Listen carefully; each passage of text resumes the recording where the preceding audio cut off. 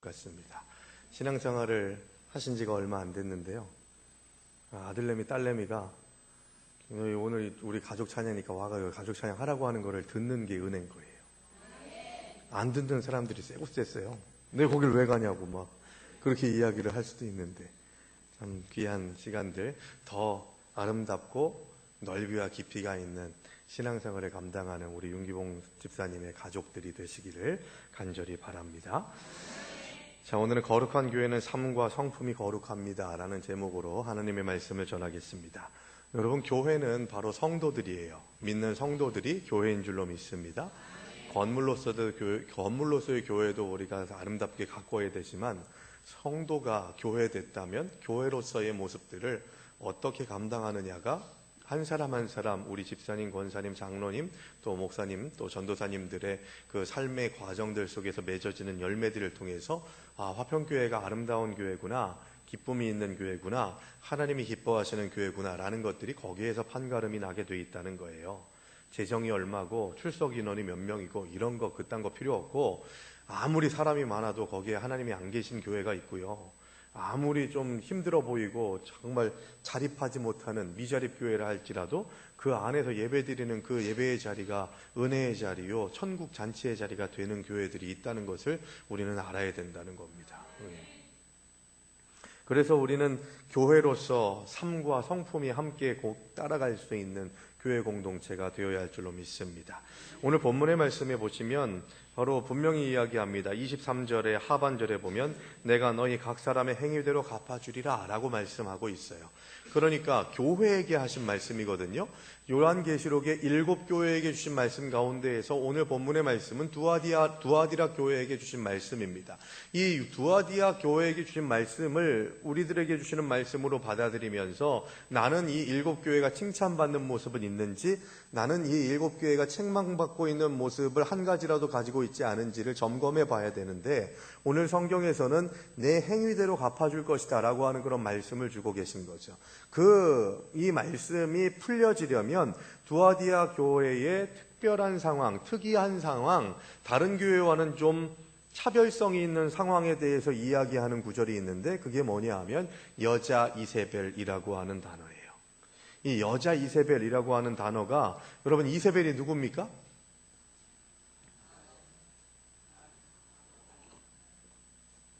북왕국 이스라엘의 왕이죠.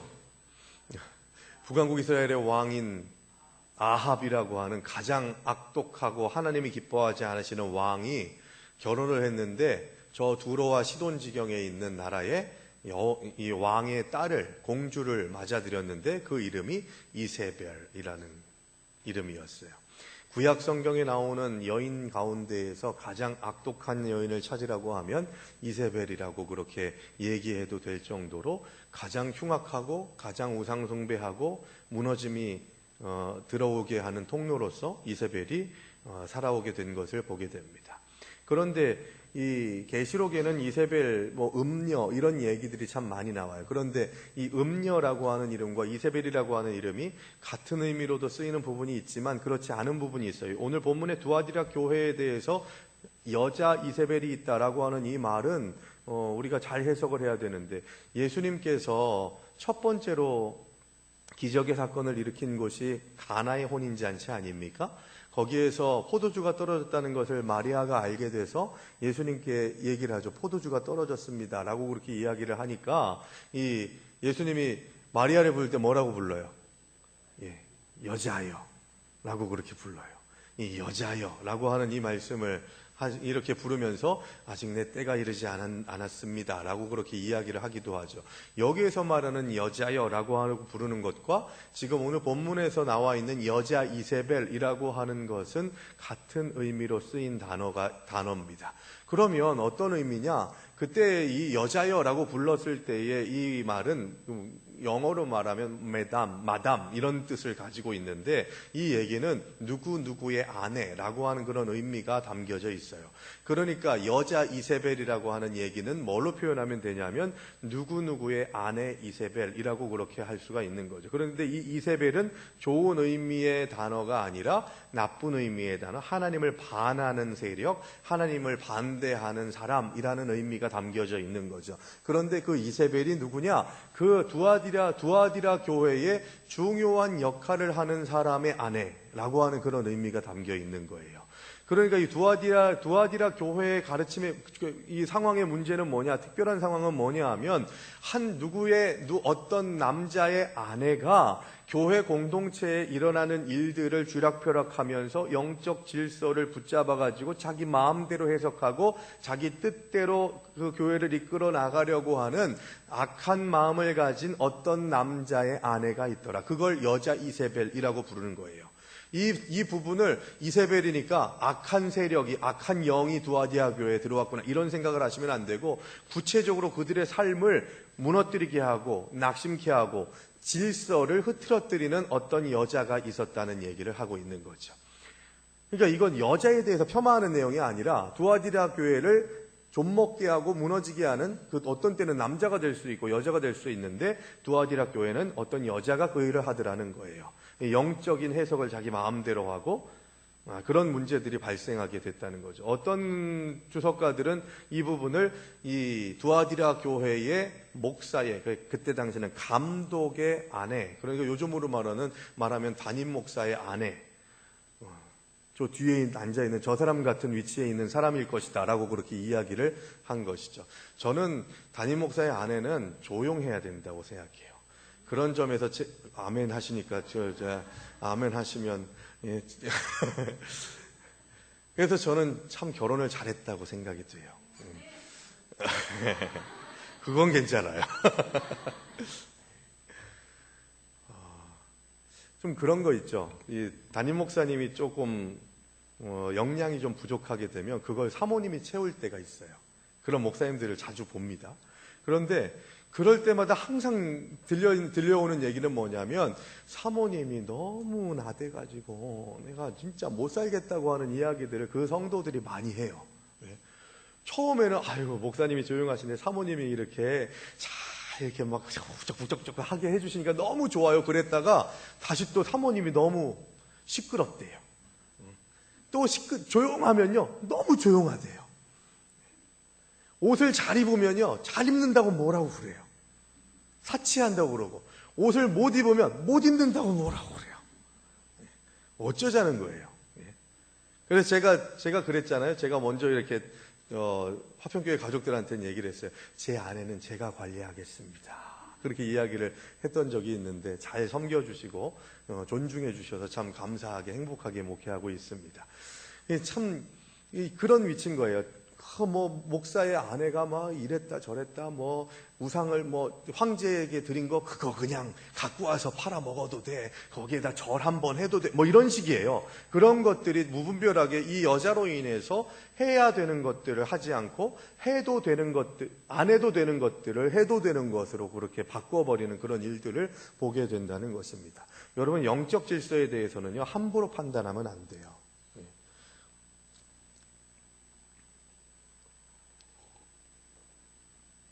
누가 그런 얘기를 저한테 물어온 때가 좀 있었습니다. 방언을 받아야겠는데 방언을 받을 때 이 방언을 받은 게 하나님이 주신 방언인지 사탄이 준 방언인지를 어떻게 할 수 있냐고 분별하시는 분들이 계시기도 합니다. 그런데 그런 거 분별하시는 분들은요 제가 항상 말씀드리죠. 겸손해요. 그리고 조심스럽게 말해요. 함부로 막 얘기하는 사람들은 가짜예요. 쉽게 생각하시면 돼요. 그래서 제가 방언을 받으셨는데 그게 하나님이 주신 것인지 아닌지 어떻게, 제가 하나님도 아니고 어떻게 말할 수 있겠습니까? 라고 얘기하면서 그렇게 얘기했어요. 저는 그런데 그런 기준은 있습니다. 하나님이 은사로 주신 것을 다른 사람들이 불편해하면 그건 가짜라고 생각해요. 무슨 말인지 아세요? 하나님이 예언하는 은사를 주시건 방언하는 은사를 주시건 통변하는 은사를 주시건 간에 그 받은 은사를 가지고서 특히 방언할 때 기도하는 것이 다른 사람들에게 좀 위화감이 조성되거나 좀 불편해지거나 그거는 하나님이 주신 거 아니라고 저는 생각해요. 이런 분도 저는 봤어요.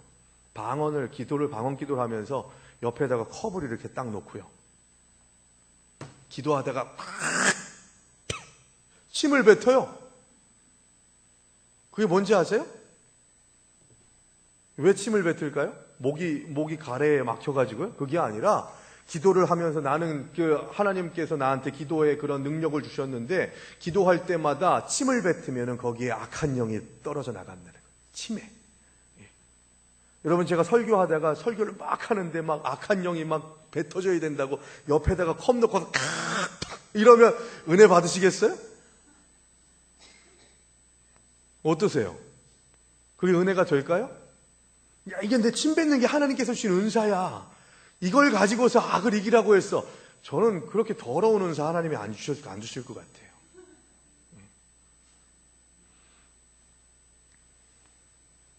방언으로 찬송하시는 분의 찬송을 몇 번 들었습니다. 얼마나 좋은지. 이게 천상의 소리구나. 듣는 것만으로도 은혜가 되더라고요. 방언도 보면요, 그냥 그것이 통변의 은사가 없어도 방언하는 소리를 들으면서 위로를 받는 그런 방언의 그런 은사를 가지신 분들이 계세요.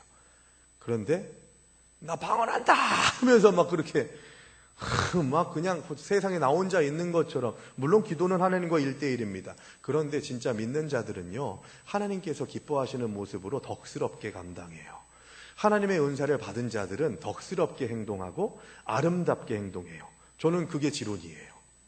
내가 하나님의 은사를 받아서 일을 하는데 믿는 자건 믿지 않는 자건 불쾌하고 불편해지게 된다면 그거 하나님이 기뻐하실까? 하는 생각을 해보면 답이 나오지 않습니까? 기도원 같은 데 가보면요, 부흥회 같은 데에서 보면요, 이런 생각이 좀 있어야 돼요, 여러분. 내가 먼저 앞자리 좋은 데 차지하려고 내 가방 놓고 내 웃돌이 놓고 그 다음에 두꺼운 외투 놓고 하면서 여기 맡아놓고 집사님 일로 와, 권사님 일로 와 이러면서 자리 잡는 거 저 별로 좋아 보이지 않아요.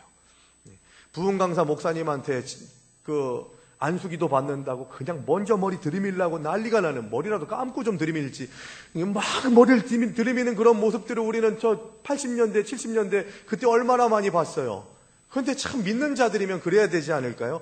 내 옆에 정말 아파하고 힘들어하고 낙심 가운데 있는 분 계신 것 같은데 내가 안수 받는 것보다 주님, 저 사람이 부흥 강사 목사님한테 안수 받으시면서 놀라운 은혜를, 회복을 경험하게 하시옵소서 하면서 먼저 가시라고, 먼저 가시라고 그렇게 이야기하는 게 더 은혜 되지 않겠어요? 그래서 그런 얘기를 들었어요. 나도 정말 몇 주 동안, 몇 달 동안 목사님한테 안수 받으려고 기다리고 있었는데 나보다 더 힘겹고 어려운 사람이 있는 걸 봤으니 주님, 저 사람 강대상 올라가서 안수 받게 하시고 하나님께서 나는 하나님만 바라볼 때 하나님이 여기서 만져주시옵소서. 이게 더 은혜 되는 거 아니에요? 예? 제가 몇 번 말씀드렸죠. 교회 부흥 전도 세미나 갔는데 큰 교회에서 전도 세미나 끝나고 난 다음에 점심시간 됐는데 내가 먼저 엘리베이터 탄다고 그냥 난리가 다 거기 중진들 아니겠어요? 새신자들이 누가 거기에 세미나 와가지고 우리 교회 전도해야 된다고 하겠어요? 다 뭐 한가닥 하시는 분들인데 이건 내가 우리 집사님 타야 되는데 뭔 소리예요 그게? 그냥 불편하신 분들 타게 하고 그렇게 하는 게 덕스러운 거 아니에요? 제발 좀 부탁하는데, 물론 힘들고 어려우실지 모르겠지만 우리 권사님들, 집사님들은 지하철 타실 때 가방 같은 거 던지지 마세요. 내가 먼저 맡았다 막 거기다가 내가 그냥 앉으면 되지 옆에 이렇게 손을 이렇게 쫙 뻗어가지고 집사님 일로 와, 권사님 일로 와 이렇게 얘기하지 마세요. 예수 믿는 사람들의 그런 덕스러운 모습이 아니에요.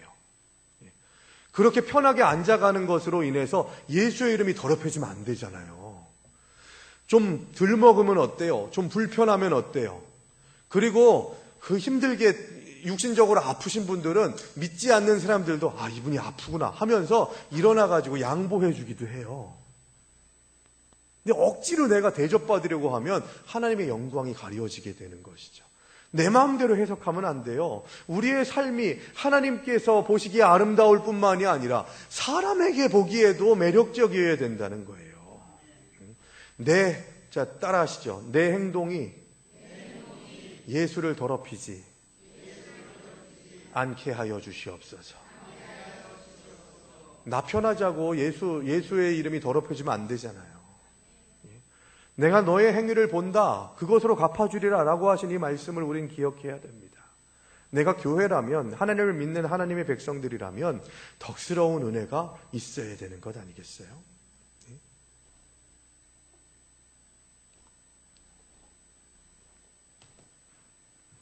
두아디라 교회에 얘기합니다. 19절의 말씀 보면 내가 내 사업과 사랑과 믿음과 섬김과 인내를 아노니 내 나중 행위가 처음 것보다 많도다 라고 그렇게 말씀하고 있습니다.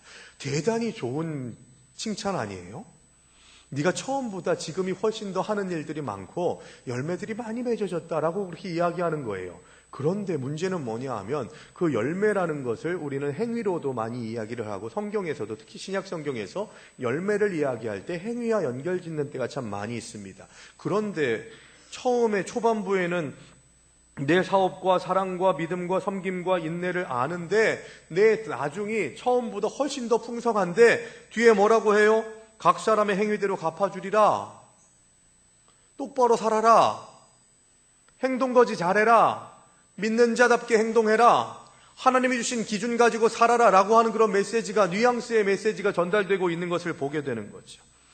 두아디라에 남아있는 24절의 말씀 보면 두아디라에 남아있어 이 교훈을 받지 아니하고 소위 사탄의 깊은 것을 알지 못하는 너희에게 말하노니, 여기에서 말하는 것은 두아디라 교회에 두 부류가 있다는 거예요. 사탄의 세력 안에 들어간 사람이 있고 하나님의 교훈 안에 남아있는 사람이 있다는 거예요. 그러면서 마지막 뭐라고 얘기합니까? 25절. 다만 너희에게 있는 것을 내가 올 때까지 굳게 잡으라.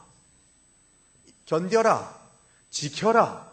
그 상태를 유지해라 라고 하는 그런 말씀을 주고 계신 거예요. 그런데 여러분, 그 상태를 유지하라고 하는 말씀을, 명령을 받는 사람은 누구라고요? 하나님의 교훈 안에 있는 자들, 그러니까 말씀 안에 있는 자들을 얘기하는 거예요. 말씀 안에 있어서 하나님이 보시기에 좋은 상태에 있는 자들에게 너는 그 자리를 견디고 이겨내고 그 자리를 위해서 헌신해라, 지켜내라, 유지해라 라고 그렇게 말씀하고 있는 거죠. 그런데 우리 가운데에서는, 우리의 삶 속에서는 내가 지금은 좋은 상태지만 어느 때 나빠져서 지금 내가 하나님의 교훈에서 벗어난 자의 자리에 머무를 때가 있을 수 있다는 것을 우리는 깨달아야 된다는 것이죠. 여러분, 우리의 행위가 온전해지려면 어떻게 돼야 되는지 아세요? 절기, 오늘 맥주감사주일입니다만 절기의 의미, 우리 교회력의 의미는 뭐냐 하면 다른 거 없어요. 예수 그리스도, 성부, 성자, 성령 하나님이 중심이 되는 삶을 살게 하기 위해서 교회력이 있는 거예요. 창조절, 성령 강림절, 대림절, 성탄절 이런 게 다 절기인데 다 하나님께 집중하게 하기 위한 거예요. 그래서 교회는, 예수를 믿는 자들은 하나님께 집중할 때에 하나님의 백성으로 온전하게 세워질 줄로 믿습니다. 그런데 그게 아니라 사람이 세워지게 되고 업적이 드러나게 되고 인간적인 교훈이 판치게 되면 우리는 무너지게 돼 있는 거예요. 우리가 조금 있다가 설교 끝나고 난 다음에 같이 하는 결단의 찬양으로 세상의 유혹 시험이, 이 찬양 부르게 될 텐데, 제가 오후 예배 결단의 찬양할 때 결정을 하고 난 다음에 그 찬양을 인터넷에 그 동영상으로 여러 번 들으면서 좀 준비를 합니다. 근데 이 찬양의 다른 제목이 주를 찬양이라고 하는 제목이에요. 그래서 유튜브에서 주를 찬양이라고 딱 쳤더니만 요즘에 좀 사회적으로 문제가 되는 교회와 목사가 나오더라고요. 만민중앙교회 이재록, 그 교회가 영성 수련회를, 그러니까 전교인 수련회를 하는 그런 집회인 것 같아요. 거기에서 주를 찬양이라고 하니까 주님을 찬양하는 그런 장면이라고 하면서 그 장면이 연관 검색어로 뜬 거죠. 검색창에. 그래서 보니 이재롱 목사여가지고 딱 봤더니만 참 환장하겠더라고요. 6분짜리인데 찬송가 내 주를 가까이 하게 하면 그 찬양을 부르는 건데 이재록 씨가 가마를 탔어요. 하얀 꽃가마를 탔어요. 그 꽃가마가 전동 꽃가마예요. 그러니까 요즘으로 치면은 아이돌 콘서트 같은 거 할 때 앞으로 쭉 길게 나오는 무대가 있잖아요. 요렇게 나와가지고 여기가 본 무대고 앞으로 좀 가까이 나아가가지고 이 회중들을 더 가까이, 관중들을 더 가까이 만날 수 있는, 그러니까 이 꽃가마가, 하얀 백색 꽃가마가 쭉 나와 있는 대로 천천히 이렇게 쭉 나가는 거예요. 이재롱 목사는 여기 탁 이거 붙잡고서 이렇게 마이크 붙잡고서 찬양 같이 하고, 더 웃긴 건 뭔지 아세요? 한 20대 중초반 정도 되는 참 예쁜 여자 둘이서 그 전동 꽃가마가 이렇게 천천히 가고 옆에서 마이크를 잡고 그 여자 둘이서 멘트하고 찬양 인도하고 그렇게 하는 거예요. 그런데 그 찬양을 시작할 때 첫 멘트가 뭔지 아세요? 우리의 목자님이신 우리 당회장 목사님하고 같이 있으니까 너무 천국 같지요. 여러분, 그 자리가 예배의 자리고 찬양의 자리예요. 당회장 목사가 영광 받아야 됩니까? 하나님이 영광 받으셔야죠. 아무리 큰 교회 목사라고 해도 하나님께 돌려드려야 될 영광을 자기가 취하면 되겠어요? 예. 그거 보니까 중간중간에 만민중앙교회 교인들의 모습이 나오는데 이건요, 전 교주라고 불러요. 예. 만민중앙교회 이재록 씨는 목사 아니에요. 이단이에요, 여러분. 똑바로 생각하셔야 돼요. 그거 아닌 것 같은데 하는 그런 생각을 가지시는 분들은 저한테 오세요. 제가 무한히 많은 자료들을 드릴 수 있어요. 분별하셔야 돼요. 그러면서 옆에서 그 옆에 여자 둘이서 이렇게 막 예쁜 옷을 입고서 이렇게 가는 거예요. 그 네 줄을 가까이 하게 하문을 부르면서 한번 보고 싶으신 분은 저한테 좀 말씀하세요. 제가 보내드릴게요. 보면서 이렇게 천천히 꽃가마 옆에서 이 사람들이 걸어가. 감히 그 가마를 어떻게 타요? 그 여자 둘은 옆으로 이렇게 걸어가면서 계속 이재록 씨를 보면서 그렇게 막 흠모하는 표정으로 이렇게 보면서 마치 제 아내가 저를 보는 표정으로 그렇게 보더라고요. 그게 말이나 돼요, 여러분. 말이나 돼요. 그런 걸 저는 교회에서의 인간 중독이라고 얘기해요. 사람에게 중독되시면 안 돼요. 하나님의 교회는 모든 일들이, 모든 사역이, 모든 감당하는 일들이 하나님께 집중돼야 돼요. 그리고 일을 하면 일수록, 사명을 감당하면 감당할수록 예수 그리스도가 드러나야 돼요. 그래야 우리의 삶과 행실이 온전해져요. 예? 하나님만 바라보고 예수 그리스도만 바라보면 언제 어떻게 교만할 수가 있어요. 나 인정 안 해줬다고, 내가 높아져야 된다고 하는 생각을 언제 하겠냐고요. 하나님께서 주시는 은혜 가운데에서 그저 써주신 것만으로 감사하나이다. 이 고백이 우리에게 있어야 되는 거죠.